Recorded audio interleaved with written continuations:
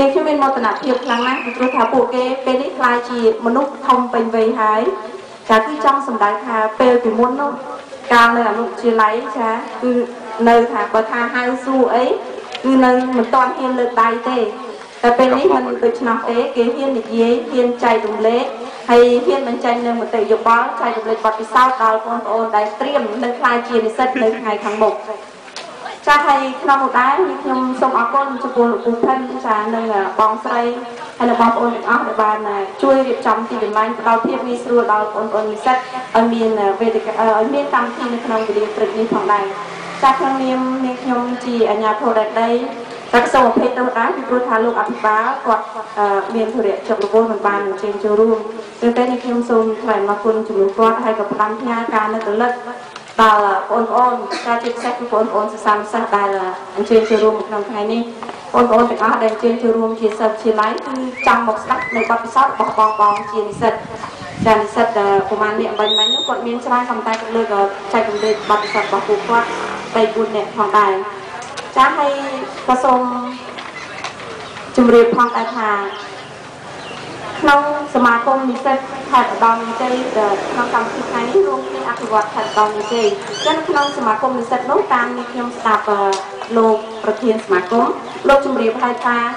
គឺមាននិស្សិតរបស់ស្រុកបន្ទាយ7មានចំនួនច្រើនជាងគេចានេះគឺជាមោទនភាពរបស់ស្រុកបន្ទាយ7យើងជាពិសេសគឺយើងឃើញស្រាប់ហើយគឺជោគជីនឹងមិនដឹងជាកូនរបស់ប្រហែលជាមានលោកពូឬក៏អ្នកមីងជាអាណាព្យាបាលក៏ជើញចូលរួមដែរនៅភូមិសឹងចាហើយក្នុងនោះក៏មាននិស្សិតរហូតចន្ទ្រាដែលជាអ្នកភូមិរបស់យើងតតែម្ដងចាថាលីណាគេអ្នកសម្រោងប៉ុន្តែចាត់ទុកថាជាអ្នកស្រុកយើងចាស់ព្រោះខេត្តជាមួយគ្នាណាចាហើយនេះគឺចង់បញ្ជាក់ថាឲ្យបងប្អូនជាសិស្សវិទ្យាល័យទាំងអស់ឲ្យមានការភាករលឹកឡើងក្រោកឈរឡើង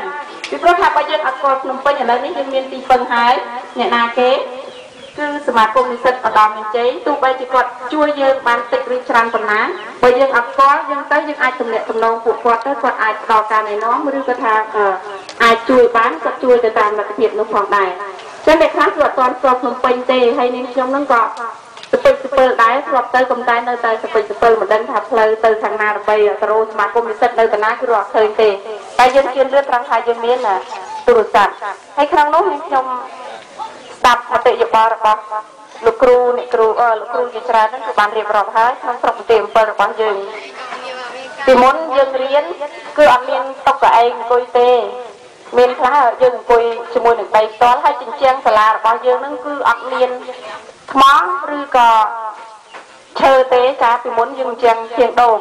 តែនេះខ្ញុំធ្លាប់រៀននៅពុកម៉ូនីដែរកាលនៅថ្នាក់មិនដឹងជាថ្នាក់ទី1កាលមុននេះខ្ញុំធ្លាប់ឮថាគេហៅថ្នាក់អាចមន់នោះមិនដឹងថ្នាក់យ៉ាងម៉េចទៀតដល់ពេលនេះមិនដឹងថាថ្នាក់អាចមន់នោះថ្នាក់មិនទេហើយលោកគ្រូរបស់នាងខ្ញុំហ្នឹង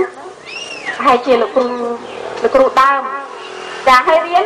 អញ្ចឹងជាងដូងអញ្ចឹងទៅយើងស្ដាប់គ្នាមកខាងម្នាក់ណានៅថ្នាក់មកខាងនោះគេនិយាយទៅបើគេសើចនេះខ្ញុំសើចនៅខាងនេះដែរពីព្រោះថាស្ដាប់ឮដូចគ្នាយើងមើលគ្នាឃើញអាច